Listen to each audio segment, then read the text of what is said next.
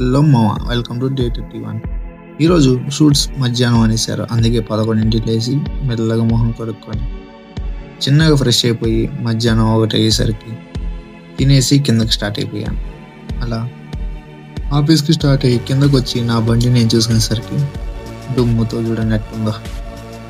10 రోజులు అయింది కదా మామ పక్కన పడేసి, ఇంకా అలా అలా తుడి చేసుకొని నా బండిని తీసుకొని మెల్లగా ఆఫీస్కి స్టార్ట్ అయిపోయి అలా బండిని తీసుకెళ్ళిపోయి మా ఆఫీస్ దగ్గర సర్వీస్ పాయింట్లో పెట్టేసి ఆఫీస్కి వెళ్ళిపోయాను.